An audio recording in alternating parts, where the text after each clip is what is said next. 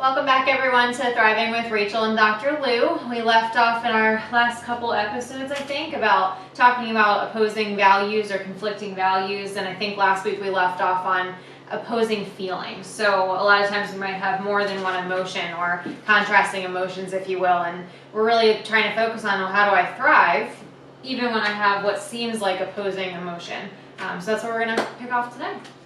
And so when we have those more than one emotion, sometimes we might be sad, but we might also be angry, or sometimes we might be excited, but also anxious.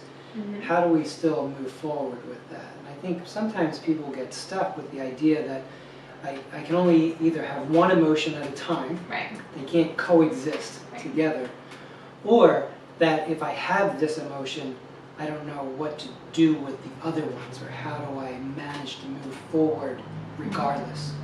And so I think it's important, one, to recognize that emotions exist. They're there, right? And we have responses to things that create emotions. It's not just a cognitive thing, there's a physiological thing that's going on. And because we are reactive to our world, it's going to generate more than one kind of emotion at times. It can, yeah. So how do you manage that, you know? Well, I guess I want to go back to several weeks ago we talked about awareness, and I think that's one thing I want to make sure that we are identifying today is being aware of essentially what an emotion is. So I want to kind of step back and look at that for a second. Emotion is a label, right? Emotion, you have emotion wheels where it's, a bunch of different types of emotions that are blended together in some way or another.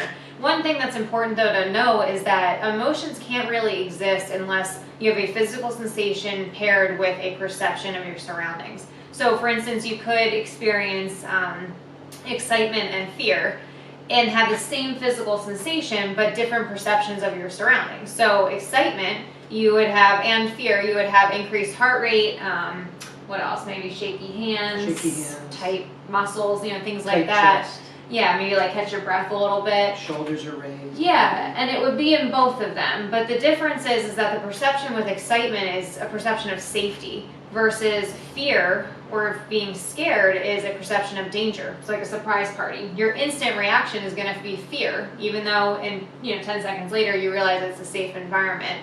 The reason I want to point that out and why I think it's important to recognize that is because I think so often we put labels on how we feel based on how we typically feel with that physical sensation. So you mentioned you could be maybe excited and anxious at the same time. I think sometimes those feel very similar.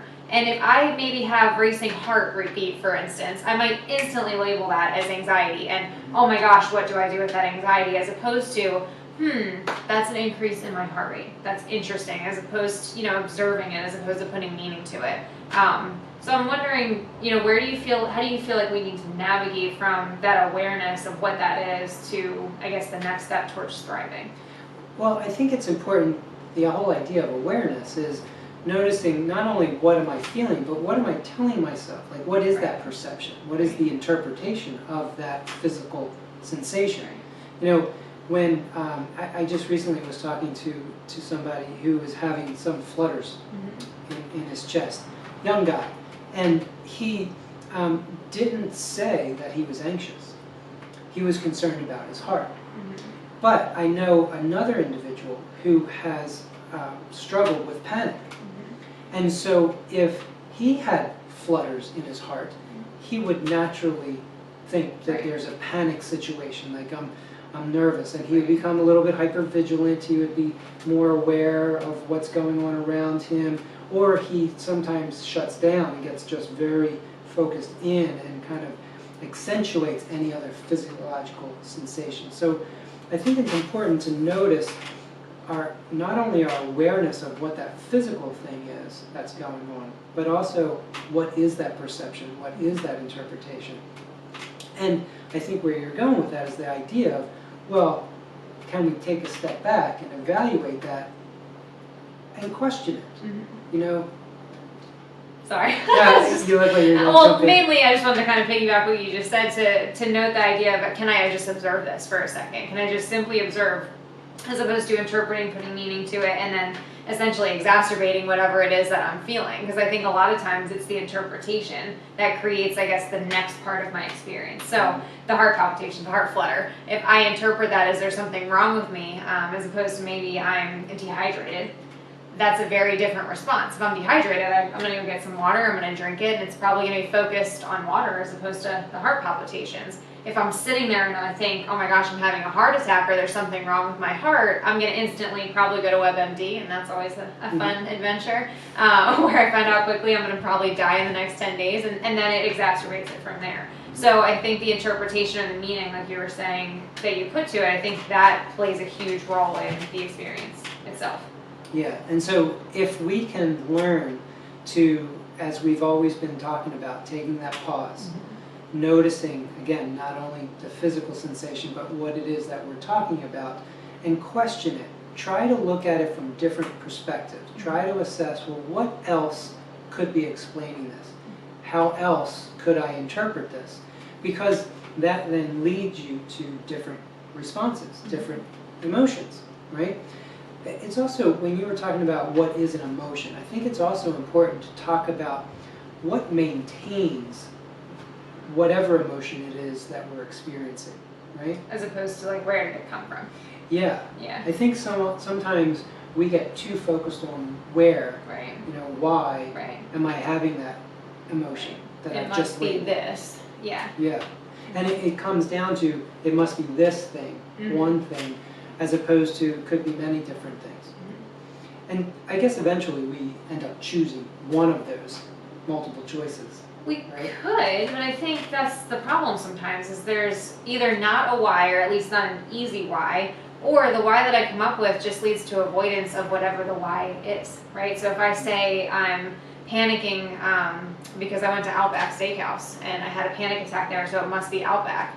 Well, then I'm going to be missing out on a lot of Outback trips moving forward, because if I pair those together, I'm automatically going to have that reaction. So if we can maybe learn to not label or put the why to it, and just simply label what it is, what's the physical sensation, what am I thinking, moving from that piece, because that's ultimately what's relevant in this moment, right? I feel this way, Yeah. and what do I do with Yeah. it, right? Yes. I think the natural inclination, though, is to figure out the why. I think so, because we're problem solvers as human Yeah. beings. Yeah. And it also allows us to create some sense of comfort and grounding, right? Like, one of the reasons we fill in the blanks while we answer the question of why this is to give ourselves some sense of something tangible, to be able to say, oh, it's this, right? And by doing that, it kind of settles us, even if it's a bad thing. I would say I can. So even like if you are having some problem physically, you kind of almost want the doctor to find something. In the sense that you want them to identify what's going on so that I know now I can do something about it. Right? So that why is important. It's helpful. But more importantly, I think we need to focus on what do we do with it, right? So even though I know naturally we want to figure out why, it doesn't necessarily change anything. And I think that's where I get stuck with the whole why. I'm very anti-why, because I think, at least for me, when I ask why, I go down a rabbit hole half the time, because, and that's not always, You can be. but I oftentimes do, and I get so stuck into the why this happened or why I'm here that I kind of lose sight of where I'd rather be, kind of what we were talking about last week, where it's, not what do I not want, what do I want. I get so focused on, I don't want to be anxious, or I don't want to be uncomfortable, or whatever it might be, that I forget what I do want. I'm so focused on that, and so I guess that's why I'm sometimes anti-why. I see what you're saying too, though, and I completely agree. I think the natural instinct is to be inquisitive and to try to figure out why. But I think it's because we have this perception that if I know why, then I'll be able to do something about it. And I don't know how I feel about that part, because I don't know that you have to know why necessarily to make changes. Well, I would answer it this way. If I know why this is happening, then I can also become predictive in my future. So if I know that if I do X and I tend to get Y, well, in the future then I either can intentionally choose X or Mhm. not. So let's say I wake up really tired one morning and I am sitting, I'm trying to figure out why, and I found out, oh, well, I need to go to bed earlier. I stayed up too late. That could be a potential why. So then I go to So bed. I can use that. So let's say I go to bed early the next day, but then I still wake up tired the next day. So then I investigate again, and I try to figure out, oh, well, maybe it's, I need a new mattress. Mhm. So I get a new mattress, and I go to bed earlier, and I'm still tired. So, Good. I think that's important. To that end, I think we do need to determine what's going on that is contributing, that's where I would go differently right? than the why.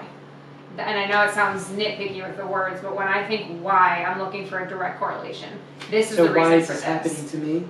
As opposed to why am I experiencing this, which is more so what's contributing to my experience. Mhm. I think that gives me more of a sense of control than why is this happening to me, because then it feels like, I don't know, this like heavy thing that I can't do anything about anyway, you know? Yeah, because the why in that sense is kind of more abstract. Yeah. So maybe we just have different ways of looking at why, and Yeah. maybe we're kind of, I don't know, maybe that's kind of what's happening right here. Could be.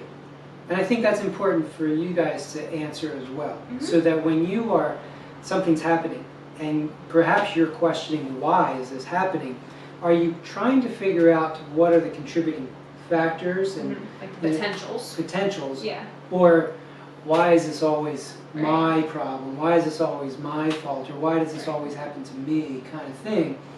And I know I kind of accentuated some of my feelings about that with my facial expressions there, but I think by changing the way we're talking to ourselves, the questions that we ask helps create a change in our perceptions, which then also help create a change in our physical reactions and our emotions. Right. So maybe investigating the function of the why.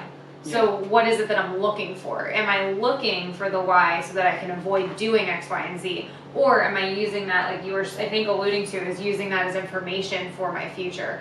The one thing, too, that I want to kind of point out is if we're always planning for the next thing, I don't know if you can identify with this, but sometimes the why also leads to rumination for me, where I'll constantly replay the last thing that happened, what I should have said, how it should have gone, why, and then, the why it happened in the first place. And it actually, when you look at it, what the function of that is, at least for me, is it keeps me stuck, but it gives me a false sense of control. So it makes me feel like I have control, because I'll be like, oh, well, that'll never happen in the future because I replayed it 100 times, so I know every scenario that could happen.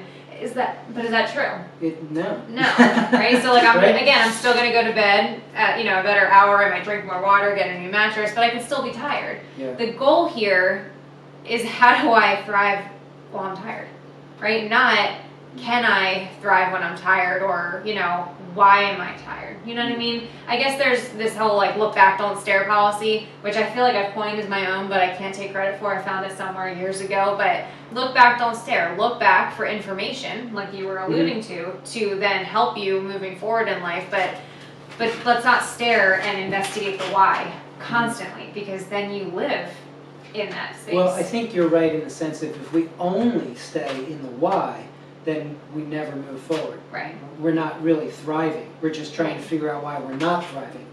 Which then, in essence, Which- we're not. Correct. It Right. just keeps us stagnant, Right. right? Right. And so if you're trying to figure out a why, use it.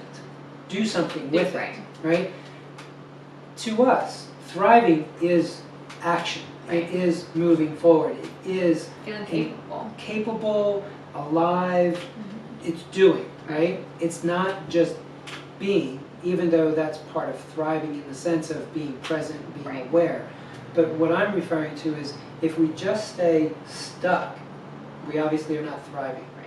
And so use the why in relationship to figuring out what you're wanting to do. Right.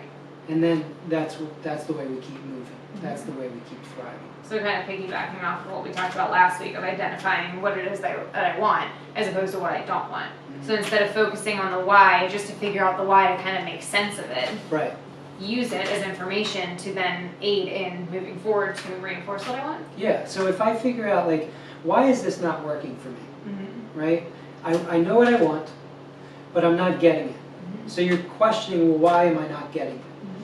That can be helpful in determining what steps I need to take. So for the sleep thing, you Mhm. know, I tried going to bed an hour earlier. That didn't work. All right, using the planning formula, right? Mhm. You identify what the problem is, come up with options, Mhm. pick one, assess it, Mhm. determine if it worked. Mhm. If it did, great. If it didn't, we go back to step 2, Mhm. right? So figuring out the why is very helpful if we're putting it into practice and figuring out what we can do with that. Mhm. If nothing else, we can keep moving and trying. I was gonna say, I really do like it as a guide, and I don't mean to sound argumentative or anything tonight, but I think that's, I don't know, I'm still struggling. I like, okay, if it's a look back, don't stare, Mhm. and it's utilizing information to change things for the future, yes. And that part I'm gonna stick with, and I'm gonna I leave go it. with that. I'm gonna leave it. Let me just play another scenario out. Let's say, because if I'm being realistic, I would go to bed early one night, and if it didn't work, I'm not gonna go to bed early again the next night. I'm gonna change the mattress the next night. And I'm not gonna do it again the following night. If it doesn't work, I'm gonna drink water. And if that doesn't work, I'm gonna stop drinking water, I'm gonna do this. I think that is how it tends to pan out. So one thing we need to assess on the other end of it, even though I think it's important to use that information to move forward, is if these things, quote unquote, don't work, we also need to plan from this moment right here, not just from the past moment and then to the next. Well, I'm going to start being argumentative. I'm ready. Because I just started thinking of this. Well, how long do we do it before we say it's not working? Well, what is working? I'm not tired. But you don't control that, Oh, you know? I don't know. Can you snap your fingers directly control whether or not you're tired? No, You can influence it, can influence it. right? Get the mattress, drink the water, go to sleep early. Right, I could still be tired though. What if I have an undiagnosed thyroid issue? right, I don't know. right. Does that mean though, until I figure out why, I can't thrive? To me, no. And that's the part I want to make sure we're. Again, I too agree with everything that you said. I do, and I don't mean to be argumentative, but I think that's the piece. You know, this podcast is all about how do I thrive, no matter what the circumstance. So we need to figure out if I'm tired, if I'm anxious, if I'm upset, if things don't work out. I could rehash and replay, and sure, maybe journal about it and try to kind of figure that out. But what do I do right now? Not tomorrow, not what should I have done, but in addition to what you said, I think on the other end of it, we need to look at what do I do when I'm tired, right? How do I function or thrive when I'm tired? Or how do I thrive when I'm anxious? How do I thrive when things don't work out the way that I want? Or when I have opposing emotion, like we started off with today, right? So, Starting from there. speaking of that opposing emotion and value in some ways, if I'm tired of trying things, Mm-hmm. but I still want this, Mm-hmm. sometimes I don't want to do it. I don't feel like doing it. Well, because I tried all the Because other I'm too things. tired. And I keep trying these things and it's not working. And if it's not working, then what's the point? Mm-hmm. And we can go down a rabbit hole of looking at these different things that I've tried and didn't work, or I can focus on feeling exhausted, or I can focus on feeling like I'm not making any progress here. So that can trigger a belief of it's just not meant to be.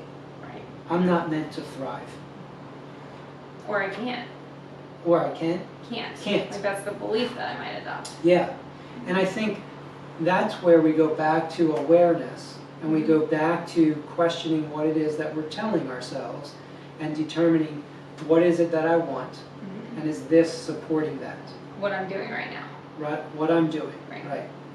What I'm doing physically as well as cognitively. Right. Right? And yes, we all get tired. Yes, we take days off. Mm-hmm. Yes, we want to give up once in a while. And that's okay. Are you still thriving? Can you still thrive even when you take a break, even when you say, you know what, I've had enough, I'm too tired of trying this, I'm just going to stop trying for a little while. I think you have to redefine what thriving is. Absolutely. Because I think sometimes, even myself, I get caught up in this idea that thriving is only when things work out the way I anticipate. I'm glad you said that. We do think a lot. You know, earlier, a few episodes ago, we talked a little bit about being adaptable. And if we aren't able to be flexible and adaptable to things, that's also where we get stuck. Right. And so thriving may change week to week, year to year, right? As I get older, I certainly have had to change. I certainly have had to change my definition of how I am thriving when it comes to certain physical aspects of my life, activities that I used to do that I don't do as well or don't do at all anymore, right?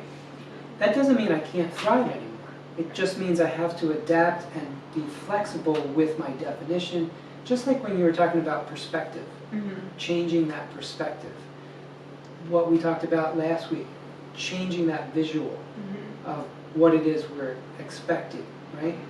If we can constantly be aware of what it is that we're talking about and be flexible with that so that we can always achieve that goal of thriving, it's very possible.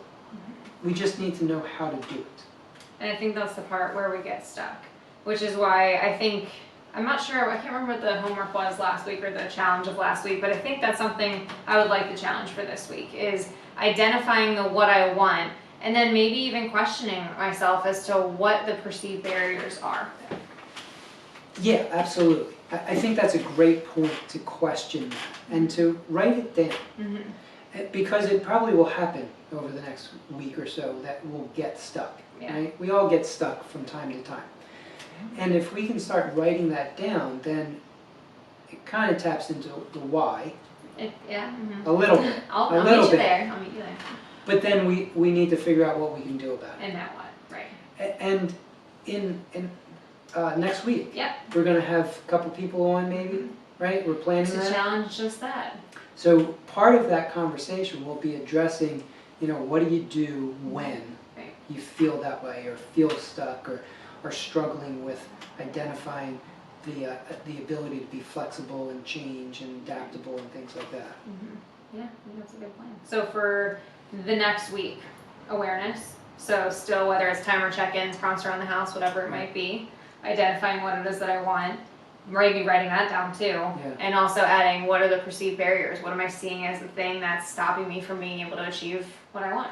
And then next week we're going to check in with some people in real time and kind of dive into that a little bit of what are the barriers for you, and how do we navigate that. Yeah, it's going to be exciting. Yeah. So tune in Wednesday, At 7 o'clock. It'll be live through live. Facebook. At 7 o'clock. So, and stay tuned moving forward Wednesdays at 7 for Thriving with Rachel and Dr. Lynn. Have a good week, everybody. All right, see ya.